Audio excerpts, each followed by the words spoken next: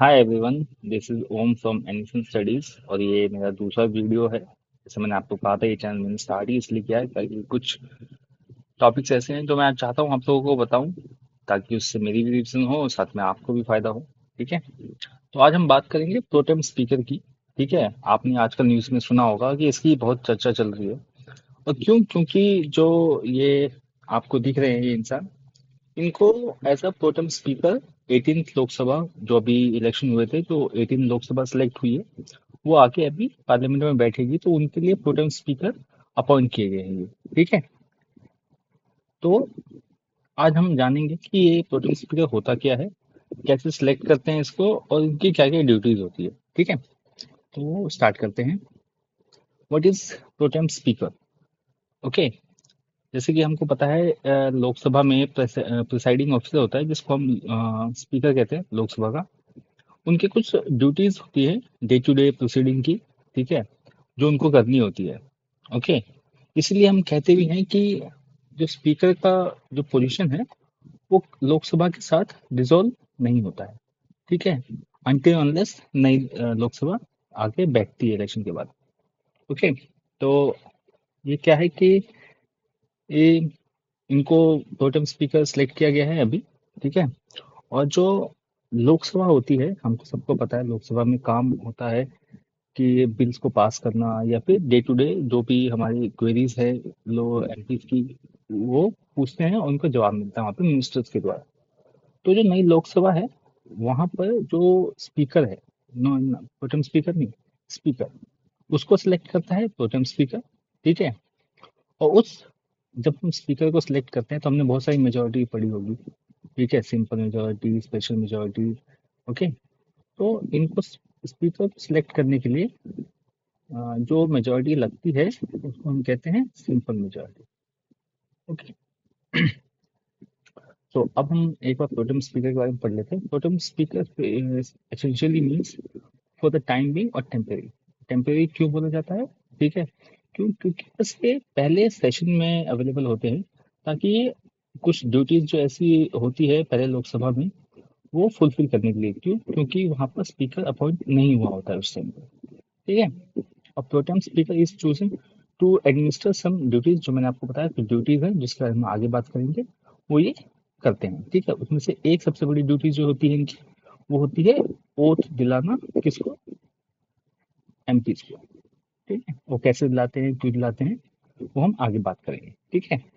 सबसे बड़ी बात, कॉन्स्टिट्यूशन में ये पोस्ट मेंशन नहीं है। ठीक है। लेकिन हम कैसे बोलते हैं प्रोटेम स्पीकर? ठीक है, कहीं तो लिखा होगा ये। तो ये जो पार्लियामेंट्री अफेयर्स की जो हैंडबुक है, वहाँ पे इसके अपॉइंटमेंट और इसका ओथ जो है वो लिखा हुआ है। ठीक है। वहां से हम इसको प्रोटेम स्पीकर बोलते हैं। ठीक है।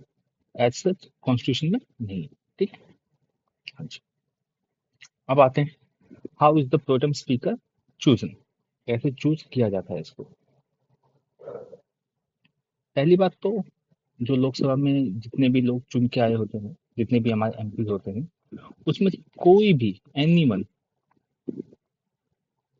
किसी को भी हम टोटम स्पीकर चूज कर सकते हैं। बट नॉर्मली एक चला आ रहा है स्टार्टिंग से ही, कि जो सीनियर मोस्ट होगा ना, senior most member, in terms of कि कितने बार मेंबरशिप रही है इसकी, नंबर ऑफ मेंबरशिप, एज नहीं, मेंबरशिप।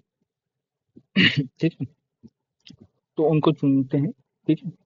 सो इसके बाद क्या होता है कि जितने भी एमपी होते हैं, ठीक है, वो ओथ लेते हैं। ठीक है। ओथ कौन बुलाता है? Pro tem speaker. उसके बारे में आगे बात करेंगे। जैसे कि हम ना एक नाम सेलेक्ट कर लेते हैं। ठीक है। हम नहीं, मतलब एक नाम सेलेक्ट कर लिया जाता है कि जो मिनिस्ट्री ऑफ पार्लियामेंट्री अफेयर्स है, मिलिट्री अफेयर्स जो है, वो उस प्रोटेम स्पीकर को इन्फॉर्म करती है।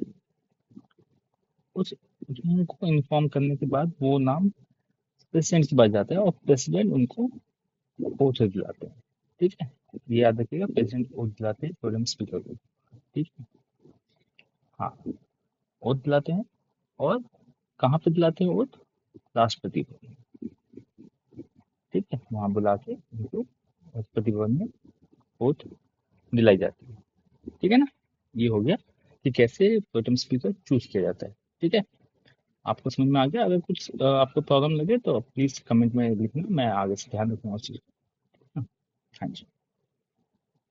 अब how are new MP administer oath.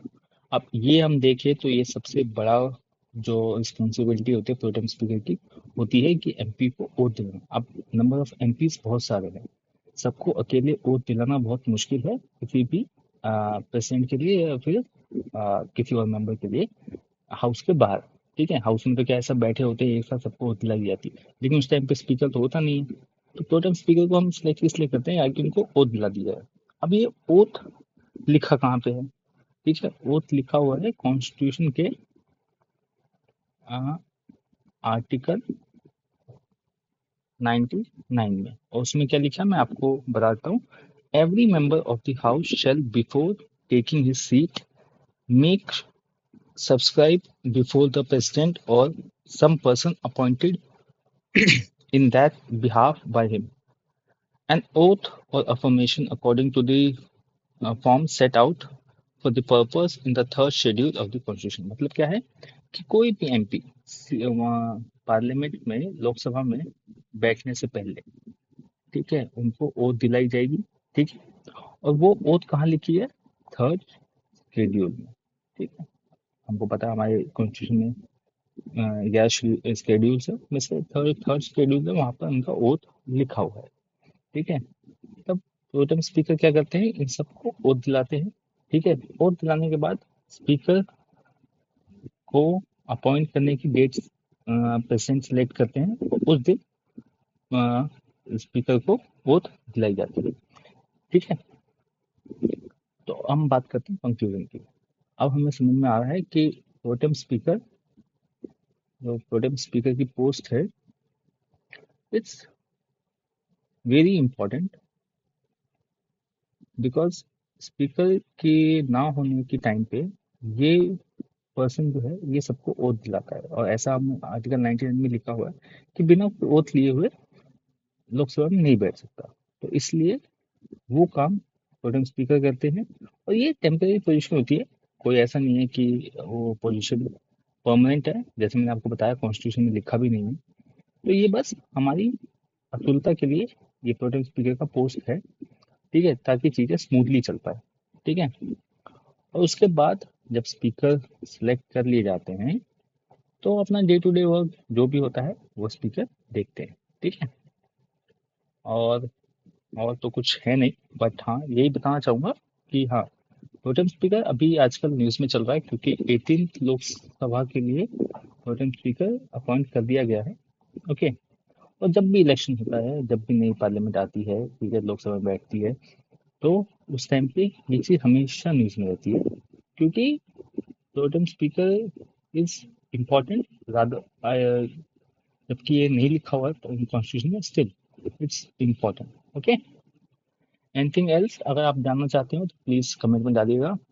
अगर आप स्पीकर के बारे में जानना चाहते हो तो प्लीज कमेंट में मेंशन करिएगा, मैं आपको सारी चीजें स्पीकर के बारे में डिटेल में बताऊंगा। और कोई इशू हो तो आप कमेंट में लिखिएगा। ओके। कोई feedback please mention in the comment. Thank you, and please share and subscribe.